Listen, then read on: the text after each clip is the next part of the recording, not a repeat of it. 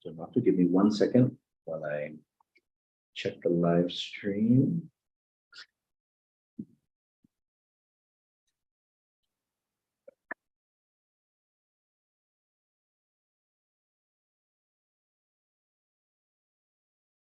Right. Afade. Afade todos hamzu. Dispensazu. If the audio or if anything is a little bit off today, we're trying out something a little bit different. Logwa we host midzutatlu, si Michaeluhan bavakwa. And get gwaha problemanides any audio. If there's anything wrong with the audio, put sabot, natumuzu, let me know. And just before anyone mentions it, Hungan Matatampi Matahu, I do have one eye covered.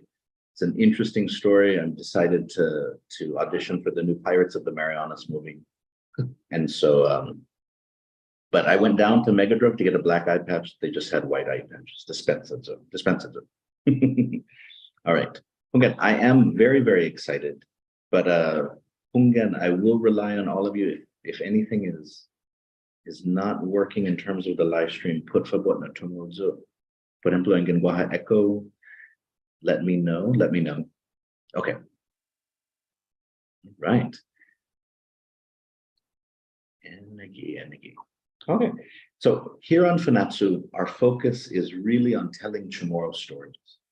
And Chamorro stories come in all types. This is not only about telling the stories of the most Chamorro who ever Chamorroed, not just about telling the chaudiest of stories. It's about telling the stories of Chamorros who have had a diverse experiences, who have traveled across the world, who have done pioneering things, but also those who have done important things for the community. And so last year, Guam lost one of its most important fine artists. And I'm excited to be able to talk with all of you about it. And I'm excited that members of his family are here to share in his story and in his legacy.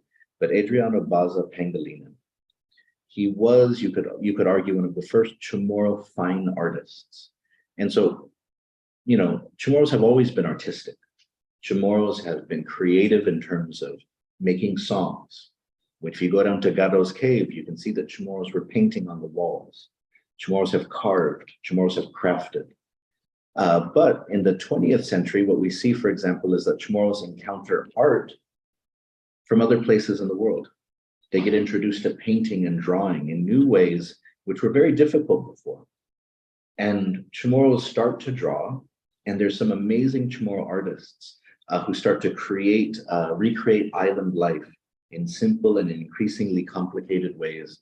But one of the first Chamorro artists to study art, to learn about the story of art from masters in Europe, from people such as Paul Gauguin, but Henri Matisse, and so on. One of the first people to do that is Adriano Pangelinan. And so I'm so glad that two of his children, Carlos and Marilyn, are here with me today so that they can share stories about their father.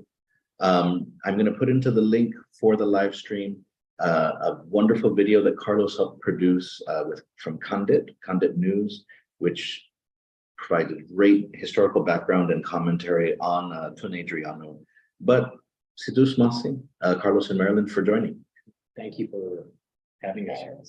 Thank you. And so tell us, to start off, tell us about your father. What was he, do you know how he got interested in art? He was always talented as a kid. His brothers told us a story about how he would paint and draw when he was a kid. So it just carried on, and it started. He got noticed in high school. His art teacher noticed how talented he was, and he decided to help him out. Do you remember who that guy was? It's like an American teacher at GW. This is when GW was in MIT. Right? Oh, yeah. So apparently he was influenced a great deal by his teacher. Oh, that's interesting. And so So did he, so he had some skills and then he was encouraged? Yes. So within his family though, was there, because nowadays, if you say you want to be an artist, your family might support you, your family might not support you. But can you imagine in the late 1940s, early 1950s, if you wanted to be an artist? Can you imagine my grandfather, Ben Pangelinan from Tumon, and you get the Chamoru version of I would like to refer to it Archie Bunker in All in the Family. That was my grandfather. So my dad never told me about how his parents ever reacted to his art, but I can only imagine the dynamics of that discussion.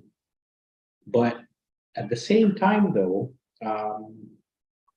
my dad seeking out an education played a very big role in his siblings. I think there were like eight of them.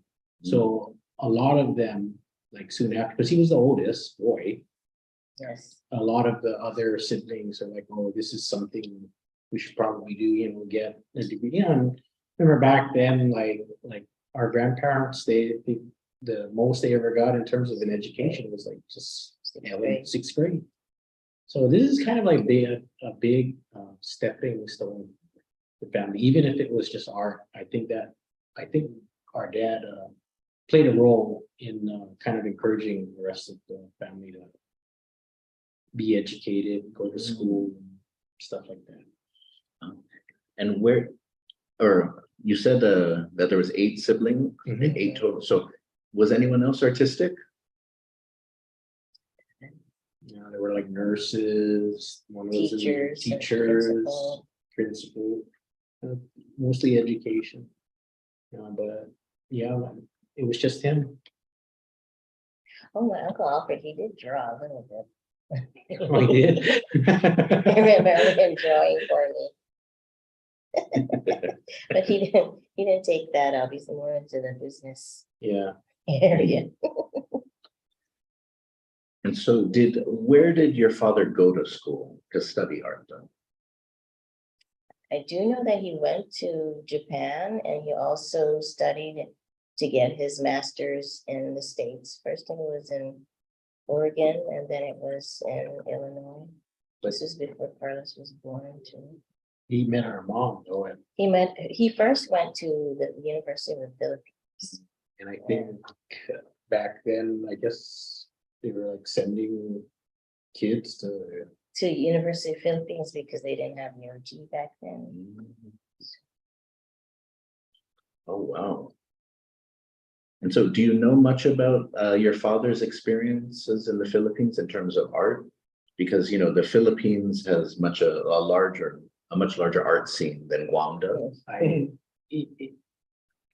The only thing I remember him telling me about in his experience, it's just a funny story. It wasn't really about, his learning or what things he brought back. But there was a bunch of Chamorros that went to UP, including his friend Eddie Onadera. And I guess he told us the story about International Day at the University of the Philippines, where all the different cultures and different nationalities that were in the school were supposed to go up and kind of do a presentation, stuff like that. And so my dad told me that Eddie and him and I guess maybe 1 or 2 other Chamorros from Guam, they were just like, wow, I don't know what we can, talk about. So they were like getting nervous, right? And I guess they were like calling each country up, and then it was Mom's turn. And then they went up, and then I guess like the provost or the president, he kind of just took up all the time. And he grabbed them and he kind of almost hugged them my dad was telling me this, and he said, you guys are the something about like the pride of our country's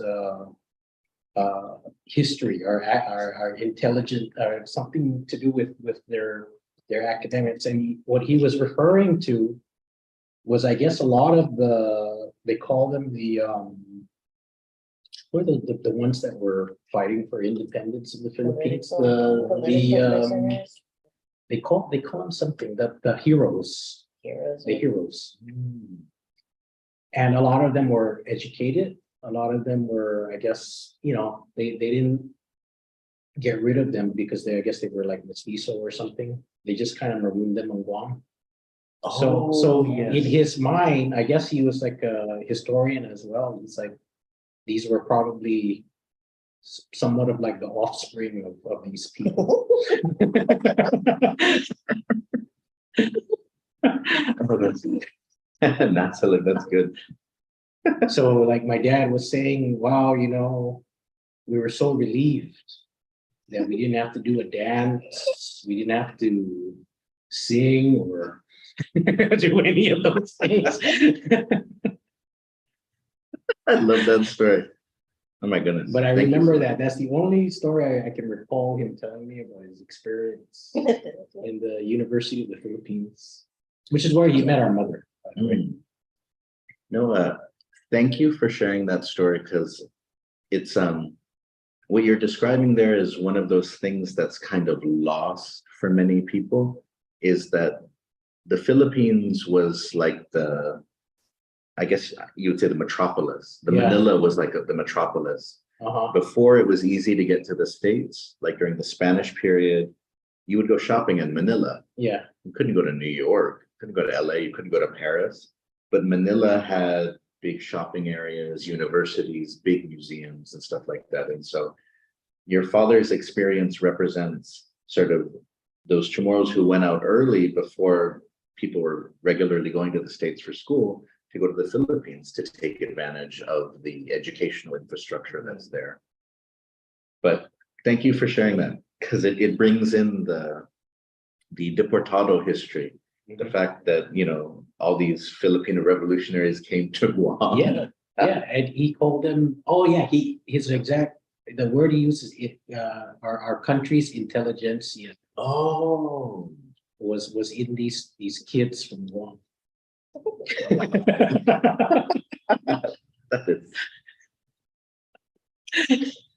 And like all my dad could say about it is like, wow, we're really glad we didn't have to do anything. We just kind of took up the time, and then they moved on. Oh, I love that story. Love that story. And so, okay, so then your dad studies art in the Philippines, and then later in Japan. Yeah. And then when does he now I have to ask, was he studying art, or was he studying engineering or other stuff, or was it focused on art? Yeah, it was always art. That's so cool. Yeah. And imagine our mother, I guess she was like a pre-med student, marrying this boy from Guam who's an art teacher.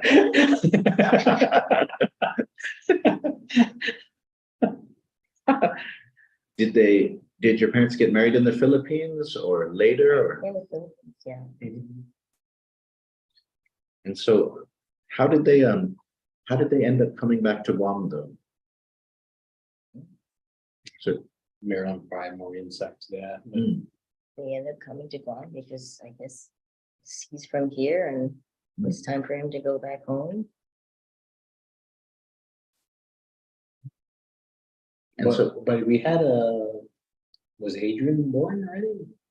He was born in the Philippines, yeah. Yeah. So my oldest brother was born there. So it would have been there at least a couple of years before they came back. And so when your dad came back to Guam, and sort of one of the things I shared with you, for example, is that even in the 1960s, 70s, Adriano Pangelinan's name is everywhere for art. So there was like, tutoring for art classes. He was always the judge for art competitions. And so, do you have any stories about sort of when he comes back and how he gets established in art on island in all these ways? He's a professor of art. First, he started out in high school, teaching high school. He didn't like it, so he decided to go back to school. I think he's taught at Paragon Middle School, right? I don't know what it Junior is, high. but he didn't care. Yeah, no, but our dad worked for a very, very long time. That I know. I mean, because he was already retired by the time I was, He was in his 40s. yeah, because he was under that really old Guam plan where you get all sorts of credits to retire early, stuff like that. But honestly, to your credit, you actually, when you did your research on our father and laying out all those articles, it's not stuff that we really we would only know like glimpses of it, but you actually helped us really get educated on his past, because my dad was never a man of too many words, so to speak. Very opinionated, very he had his own ideas about the way things should be, but he never really talked a lot about himself, to be quite honest. I mean, we sensed where he was coming from. We knew what his views were. It's just we didn't know the history, like before. We don't know too much about that side, like his younger years. But what I do know, what he used to tell me was there was a lot of struggle because he was a war baby. He almost died, right? Yeah. Yeah, the Menengan March, our grandmother was carrying him and he had pneumonia. So it would have just been so easy, the fleeting moment in history where we wouldn't have been around just because of that, if he didn't make it. Oh my goodness. Oh, thank you for reminding me about that. I forgot about that. How old was your father? He was a baby? I think he was 2 when that happened. Wow. He was born in 1940. So he was a toddler the whole time. Oh, wow. Wow. And your Pangelinan family is the Mully family? Yes. Yeah. Okay.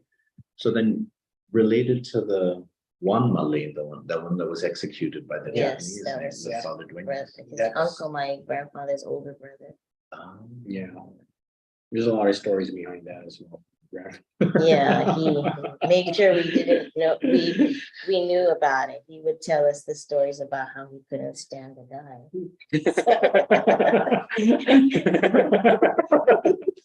No, Yeah, but because they forced him to watch everything. Yeah. What they did to his that brother. was his older brother. Yeah. And I remember there was a lot of and I guess it's just perspective on the kind of father my dad had. A lot of mistrust, a lot of we need to protect our own. Like he actually sat. I remember when we were little kids, our grandfather told us, if the Russians invaded, this is like in the 80s. It's like you don't hide anyone. Okay, you don't hide.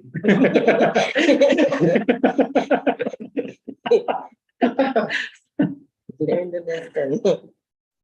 And that's because of what happened to his brother. So, yeah, it's an interesting family history. No, thank you. Thank you for sharing that. For those of you who aren't familiar with that, it's Father Duenas and his nephew are executed with Juan Mully Pangelinan. And you said that's the older brother of your grandfather. Yes. Yeah. He was a retired Navy. Oh, yes. I remember when I was a graduate student, I interviewed his daughter, si Baby. Oh, baby Flores. Yeah. Yeah. Yeah. About and she even had, I think, his naturalization certificate because he had been in the Navy and he had become naturalized as a citizen in the States. But oh wow. So, that's one thing that a lot of, the elders don't talk as much about, the trauma of the war and how it impacts, the way that you communicate, not just about the war, but just in general, the way you talk to the next generation. Yeah. And so I have found, at least personally, that for a lot of Manamkunai, they have strong feelings, but they don't want to talk about it directly, especially if it's really traumatizing. Unless they're a pain.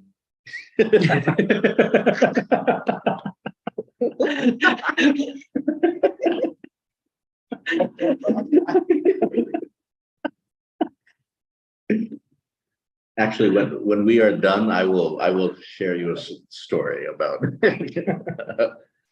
because yeah, I remember one of your relatives definitely shared a lot about his feelings from the war and stuff like that with me when I interviewed him.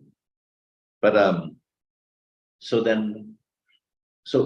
for somebody who was very big in art in Guam, did he bring art into the home with all of you, or was that like his work? Or Yeah. Yeah. So tell me more about that. He would paint every single day. And we lived in Tuman, and we had a really beautiful view of Two Lovers Point and the bay. So that was his a popular subject of his. He was always painting that Two Lovers Leap, that scenery. That was a common thing in his paintings, his watercolor paintings. Yeah, he was always painting watercolor just for hours and hours every day. That was his thing. He was very devoted to his art. And so while you're talking, I'm going to be sharing some stuff on the screen for those of you who are viewing, just some of the things that I was mentioning, because here, for example, is different things from Adriano Pangelinan. So for example, here's Pipe Dreams from 1968. And then he has some local artists, Adriano and Patty Pangelinan. Patty is My mother. your mom, right? And so whipping up Guam scenes of beach, palm trees, nipa huts, carabaos. And so, so I'll just be showing some of those on screen while you're talking. But yeah, so did any of you paint too or draw I too? did. Yeah, I went to school at UOG, and then later on, years later, at University of Houston. Painting. And so did you ever teach painting or just? Well, not officially, no, just I would just teach it when I was working at the school. I used to work at the school in Texas. I worked for Bowie Elementary, and I would show the kids how to paint or draw. But it wasn't my job. It was just something that I would do, and I would substitute for the teachers. And so, so I'm sharing on the screen right now. Here's an example from 1964. Art classes will be given by Adriano Pangelinan Tuesdays and Thursdays from 1 to 4 p.m. The Barragata Junior High. No charge for the class. Interested students may enroll. This is 64. Were either of you born yet, or? No, I was born in 65. So. Oh, okay. But he was definitely a staff. He was, when I go through sort of the media, the history books at that time, Adriano Pangelinan is basically the only Chamoru artist that's usually ever mentioned. And so that's why, for example, even in people writing letters in the States about what they see on Guam, a lot of times they basically write, oh, I saw this great work by this local artist, and Adriano Pangelinan was who they're talking about, because he was so, his stuff was so out there. And one of the few, Chamorros that was painting artist in that context, painting art in that context. And so when did he start teaching at the University of Guam? I was a little kid, maybe in the early 1970s. Yeah, he started teaching them. This is, I'm sharing on the screen now. Here is Adriano Pangelinan preparing to frame one of his watercolors for a show. Ooh, and I wanted to be sure to share this one. Who were the artists that your father really sort of drew inspiration? I know Gauguin, that was one of them because of the colors. Gauguin, his artwork changed when he went to the South Pacific. They noticed that when you go to an area with, like here in Guam, is close to the equator, colors are more vibrant. What you see is, it influences their artwork. And when I was living in Vermont, it did influence my artwork because, you know, you see what you see and it influences what you're painting. So Gauguin, and then well, a lot of Asian artwork. He was really into seeing prints and from Japan and China. We go to the museums in the States where they have these Asian exhibits, and he would just look at them for hours and hours and observe. Like the woodblock prints, like Woodblock prints, the Sumi. oh, the sumi. Yeah, he taught him. He learned that how to use that type of a medium before when he was in just Japan, where he went in Asia. So it was a great influence because I noticed how they use the background, you know, the negative space, which is the bare white of the background, and you know they would have something, a subject matter, and then you know how European art is different. They try to cover everything up, the background, but they use that negative space to help with their painting, and they left it alone. No, that's such a good point. That Japanese or Asian art is okay with the void, Yeah. whereas Yeah. the Western style wants to fill the composition. Mhm. But and so Simplicity. I'm sharing on the screen for those of you watching a picture of Tun Adriano looking at some Gauguin paintings while he was in Tahiti for one of the Festpaks in the 1980s. And so was he also influenced by other like impressionists? Because I see a lot of similarities with like Matisse, the Fauvists, the super bright palette. The Fauvists, yeah.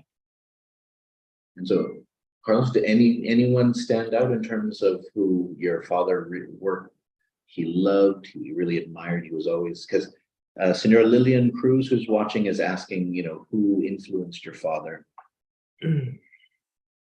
Oh, like other than Anybody locally or internationally? Well, he hung out with his coworkers. You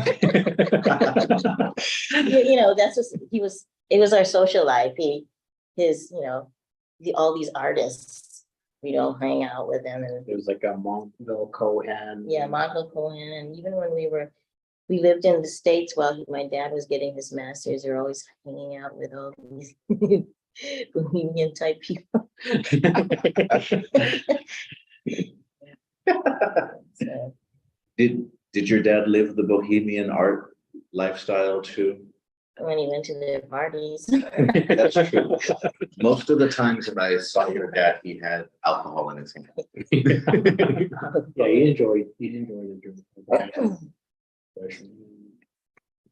But yeah, I like I only remember a lot of his traveling and bringing back things. He'd always like bring back these sculptures, a lot of Polynesian, not Polynesian, but like even Melanesian, right? But Yeah. yeah. And also when he would go to Japan or wherever he went, China or wherever, he would bring back Asian art prints. I remember them hanging on the walls. That type of art. And your mother is also an artist? Or? Yes. Yeah. Yeah, she was a double major. She was a chemistry and art major. That's a cool combo. Yeah, An uncommon, but a cool combo. yeah. And so what is your mother's art like though? Did your mom and dad have complementary art styles or were they very different? Well, they were complimentary, and also they also used to cooperate with my mom. Sometimes she'd help him with his artwork. Yeah, I remember he was doing work at the new College of Business building, the Leon Guerrero building at UOG, and he was running late, so he called my mom. They were even divorced at the time. So, can you help out? You know, before you know it, mom was there painting and stuff like that. Where are some of the places that people can see your dad's art out there in the island? Because I know a lot of people have it in private collections, but where are there any public There's business spaces? semi-public, you'd have to ask permission. Security Title, that was his latest large acrylic piece that he had painted for that company. Okay. Yeah, so that's something more recent. There's also the airport. There's some really big paintings over there. I think in the north wing. I've never seen it. It's beautiful. It's really bright. A lot of yellow, a lot of red. Oh, yes. And, there's also the easiest place to look is King's. Oh, yes. At the hotel, Hotels. which one is that, the I PIC? think Hilton and PIC. PIC. There's a couple And then of- there used to be the one that hotel that closed down and someone took it and put it in their house. And where else? Of all places, the Tamuning post office. You won't Really? recognize it. Oh, it's the mural. It's the mural. Yeah, the mural. It's very different. Is it still there? Been there in a while, but why would anybody paint over it? But the one that my favorite mural is the one that was destroyed by people who thought it couldn't be repaired. It was at this retirement home in Tumon. Oh, Yeah, Yeah. there's something right between the old Pacific Star and what's the other place?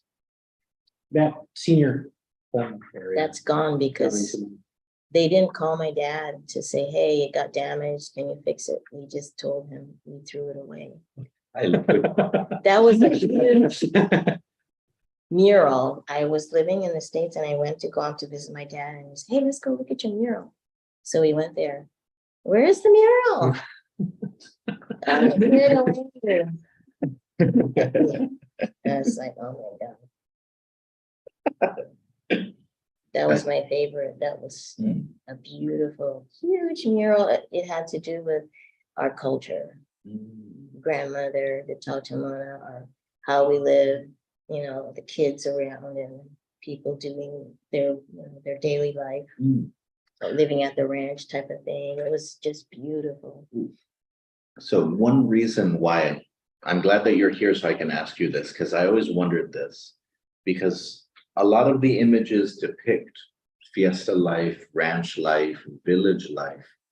But do you know, did your dad ever model people after certain people? Or was it just sort of general faces? Or because sometimes artists, nowadays the kids call them Easter eggs. You actually, even big painters of history would paint themselves into the background or paint stuff. But do you know, did your dad ever do that? Because I always wondered that for the one in Kings. I'd always look and say, I wonder if this is meant to be somebody in particular. Oh, well, I know he used the life studies. Like I was one of his, for that actual mural, he had me, pretending that I'm carrying a baby. So it's not, it's not me, it's just me. It's because he wanted to see, a live person doing this so he could make it more accurate and believable that I'm carrying a baby Oh. type of thing. So he would, just ask me or whoever, just drop me. Oh, it's a necessary thing for artists. Yeah. My oldest child is an artist and will randomly do the same thing. We'll say, "Put your head like this," be like, "Hafa." They draw it and then they're done. But do you know, Carlos? Did you ever, like, sometimes artists don't always share that, but sometimes they'll put people in it. There is one painting in at King's Restaurant, and I think it's I'm not even sure if it's King. It could be the one that at that title place. that she's Security talking about. title? But there's a man going to Palazzo and a little boy right behind him. And I know that he's not used that only once. He's used that a couple times in different paintings. It's just basically the same image. And it's just like it's like a man with a palazzo throwing it out and a little boy with a hat. And it's just almost just superimposed and probably like a bunch of different paintings, different scenes. It's old, but it's always a beach, obviously, or some kind of water or river, like where a river comes out to the ocean.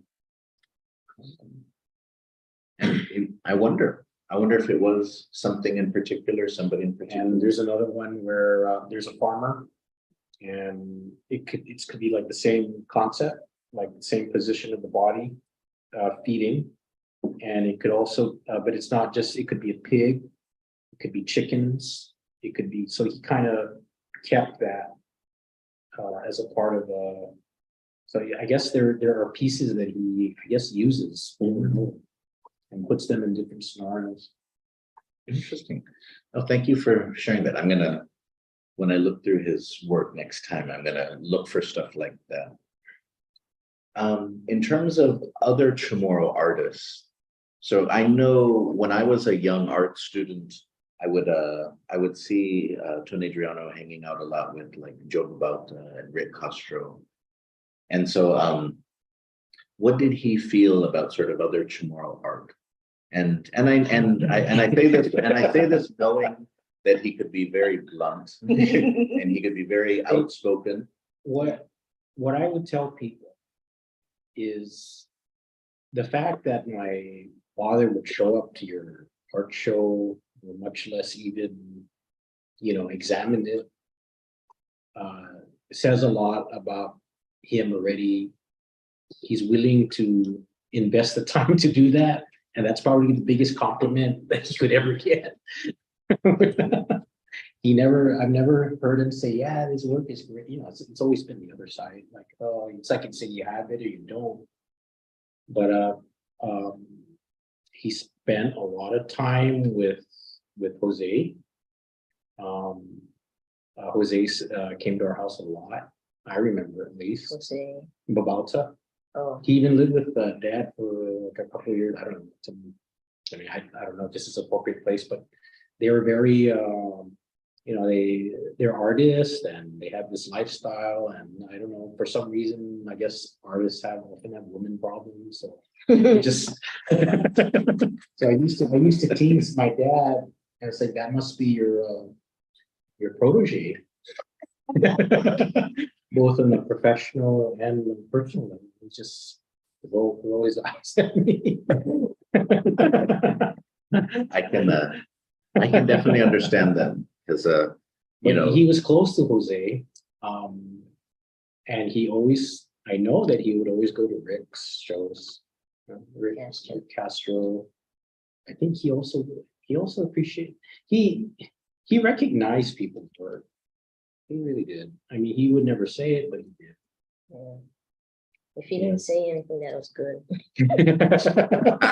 Or he'll just say that works. Yeah. Or if he says something,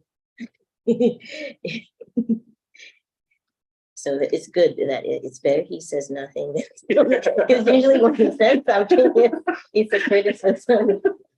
Or sometimes he'd start to laugh when he'd see certain people's artwork and. Oh, yeah. Yeah. I can remember as a student, he came to our painting class once, and then Joe Babalta, was our painting teacher, and he walked around and he just looked at people's stuff, and then he just and then he just walked to the next one. No. And he And just and it's funny because when he was getting he was already having bouts of dementia when he got older. I would take him to art shows, and even in his state, he still would, make comments. And I remember taking him to this art show at Isla Art Center, and so I brought him around, and he said, "I can tell this is first year, art student work."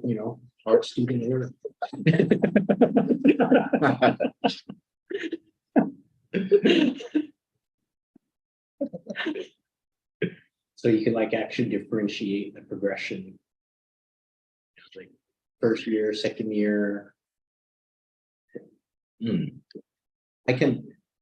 Speaking for myself as somebody who was an art student, an art major at UOG, it was interesting because, culturally, Chamorros want to support enough about, like, you don't want to say something and then your families don't go to the same fiesta for a generation because you offended or wronged somebody. But the problem, though, is, and this is where I appreciated, people like Itatan Midunay and si Joe Lokwi, is just that they were willing to be critical, even when culturally you feel like you shouldn't be critical necessarily to somebody's face. It seems mean, it seems wrong. I guess that what kind of makes him different in that respect.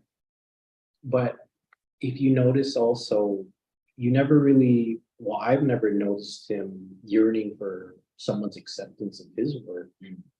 So maybe it's not really something that he thought was, important. So it's like your work kind of just speaks for your work, speaks for itself. And if people can appreciate it, they'll appreciate it. So it's like I never got that impression, right? That he wanted to, he would just do his work. It wasn't like he I was. think it was for himself. Yeah, He did it for exactly. He did himself. it for himself. He's challenging And himself. maybe that's a good rule that, a lot of artists should just follow anyways. So. Yeah. Oh no, definitely. Do you know, we're getting closer to the end and so if you have any questions, I know we've gotten a few comments, and so I see we have a few comments on YouTube, a few comments across the different Facebook streams. And so if you have any comments, por favor, go ahead, feel free to send them to me so from Kevin Camacho, he says that, the story that you shared about your father in the Philippines, about International Day, he says that is an awesome story, and he would love to know more about that. And even it accidentally talks about our rich relationship to the Philippines, even though if that person didn't mean to, do it in the way it speaks to that history. So, Sidus Masi Kevin, Puripaston. And so, I wanted to ask you though, what did your father feel though about his legacy though? Because I know artists can be troubled souls. They can especially the more bohemian style. Like, so for example, I spent a lot of time with Joe Babalta, and Joe Babalta went through periods where he felt like he was like making a difference. People respected his work, and then sometimes he said like people don't know art here. Yeah. So he went through periods like that. What did your father feel though about his legacy? If there's anything that I could probably point at, is he just kept on and on. And there's just so many paintings that he made he would finish it and it would look, to me, I'm not an artist per se, but to me it looked beautiful, and he wouldn't show it to anyone. He just wasn't satisfied with it. And he has a lot of artwork that's not signed, so I'm thinking he didn't think it was, time to sign it, it was ready to be signed. A lot of them were a lot of studies too, so. Yeah, so I don't know, maybe he was very self-critical. But he never really talked much about like, gee, I want people to like this, or I hope they like this. I've never heard of him ever say that. He never said stuff like that. That is in some ways, the amount of unfinished work, unsigned work, that's the sign of a real artist, because you have to keep making art, Yeah. but you're never satisfied necessarily with it. I always like the quote about art, writing, anything creative, is that an artist doesn't finish something, they give up on something. Mhm. So that you stop working on it and then it's finished, but you didn't really finish it, you just gave up. Yeah. And so you accept that I have to stop. I could keep working on this, I could keep redoing it, but I'm just gonna let it go now and let it go out into the world. Mhm. And so but that's the sign of an artist, of a true artist, is when they keep at it and they're driven because it's what's in them. Let me share some more. I'm going to share a few more things focusing on sort of Tun Adriano. This is a review of his show in 1986.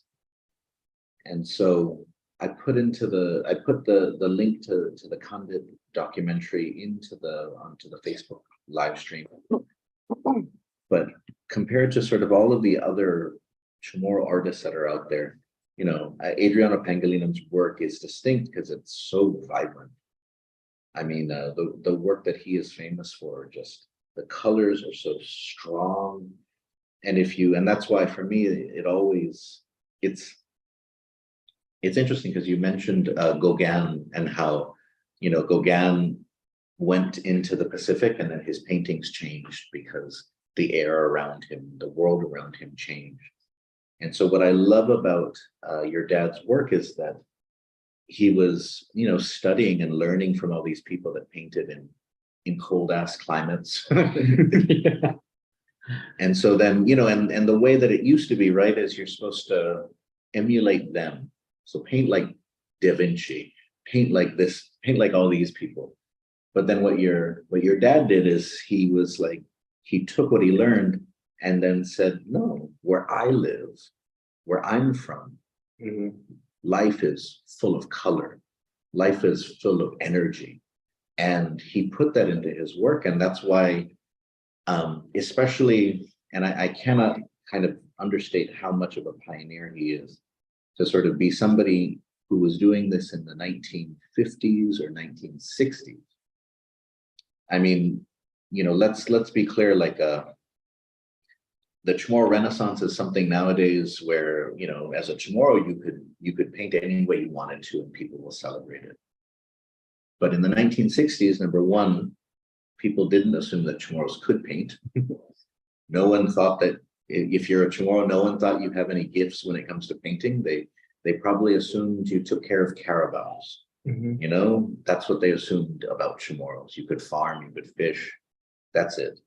So for him to be out there in the 1960s before just about everybody else, pioneering in that way, but also for him to not be copying everyone else and just faking it, but for him to be developing his own style at the same time, it's so impressive. It's so impressive. And so yeah, and so oh, here's a picture of your mom for another art exhibit. Yeah. And so would you say that I want to give you a chance. Are there any other stories about your dad that you might want to share about anything, sort of something that, because remember that part of the goal for Fanachu is to document Chamorro stories. So is there anything that he said or that you remember that you would want? So for example, if there's a student who's researching Chamorro artists 100 years from now, they might find this. And so is there anything that you can think of that you might want them to know about who he was or how he saw the world? I think one thing that he told me, I was going to college at that time, and he told me that, and I guess this could apply to any artist, anyone that is interested in art. You do what you like, but just be the best at it. And I think that was his philosophy. So if you want to be an art, you want to be the best, try to be the best at what it is you enjoy. And that could apply to just about any profession, kind of going back to, yeah, he was a critic, he was critical, but he wanted to be excellent what he did. But it also didn't really matter to him what people thought of his work. He was trying to convince himself that he was good. He wasn't trying to convince other people. So maybe that's really the takeaway, in terms of people's endeavors with respect to art. It should be looked at like that, rather. What does it do for you? Who cares what I think?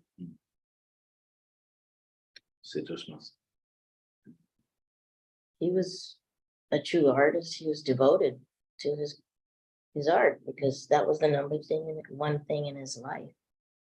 He was the best artist he could be. I think he was, because of his devotion, and it was the number one thing in his life, and he really did do what he did. People like my mom, she's just as talented, but she had life happen. But he was lucky that he was given the opportunity to put his whole world into his artwork. And he developed because of that. He became better and better. And I had Monty Maudville Cohen told me, don't stop painting or drawing or whatever it is, because if you don't, if you stop, then nothing's going to happen and it's not going to get better. You just have to keep on doing what you're doing and be devoted to it if that's what you want to be. So there's a lot of work ethic. Yes. A very hard worker. He was not lazy by any means. He was very industrious, and he was, like how Da Vinci was, or whoever. They did a lot of things, and he had a lot of interest. Like he was a really good fisherman too. Yeah. But his artwork was the number one thing in his life, and he really did. He was the best example of an artist because he was devoted to his work. He had passion for it, and nothing stopped him. He was doing it until the day he died. He was still drawing or painting. So that's something. And so a final question, is there anyone in the family that's grandchildren, for example, who are keeping the artistic sort of drive going?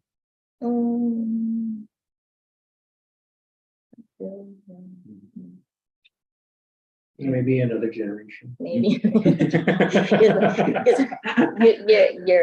I was born with talent, but it's not as important to me as it was to my father. So he's used that talent and he took advantage of it, and he made use of his talent. And it's not easy to do when life happens to you, But if it happens, then great. I think it may not necessarily be a family thing. I think maybe it is legacy. You could see it through people like, your art professors, Rick Castro, Jose Babalta, he's passed on, but I think he helped them set a bar to meet, and they are all very good artists by their own right. So it's like more people. So it's kind of, I guess what we're lucky is it was someone that was just as devoted and committed to his work, and maybe that's the person we needed to start this, at least in the fine arts area for our people, right? C'est doucement assim. C'est doucement assim. Thank you so much for, for sharing these stories about your father.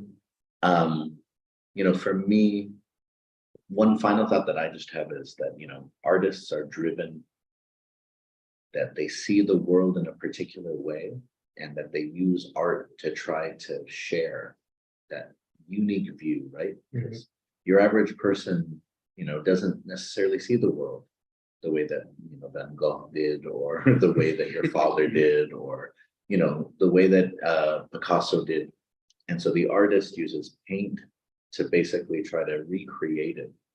And in doing so, they show us beauty. Sometimes they show us trauma. Sometimes they help us learn, they help us think. And so, I think your father's legacy is really just especially from this part of the world, kind of giving us a way which is both modern and traditional, a way of seeing life in color, in line, in form. And so I appreciate his legacy. I appreciate both of you coming to Fanachu today to share. Any final thoughts? Any final thoughts before we close up? Thank you for having us. Thank you for letting us share these stories. He'll never admit to it, but he would appreciate it. Yeah. I'm familiar with that type of elder. Who's just who would appreciate it so much, but will never ever say it. He won't admit it. But he's probably doing this. And I think he did like your grandfather. Oh yes. Yeah, he did mention him a couple of times, and I remember him buying one of the Casino. Yeah, I was like, wow, it looks so refined, and I was like, Dad, that's more decoration. You can't really, it's like. Oh yes, I remember them meeting a few times, and I can see it because it's a different type of artistry, Yeah, sort of the creation of materials, but then at the same time it's for my grandfather as a blacksmith, it was like a dying tradition, because people, to go from everyone needing machetes, everyone needing fusinos, to then no one needing them. So but he appreciated, though, people like your father who didn't see the machete as just about how much it costs, but instead about the work that went into it, who could appreciate the mastery involved. definitely. Definitely, was one thing I think my father appreciated was when people really put in work, whatever it is they do. Si Deus mas ano ha para este na episode Fanachu. Adios, este ki otro manali hitala.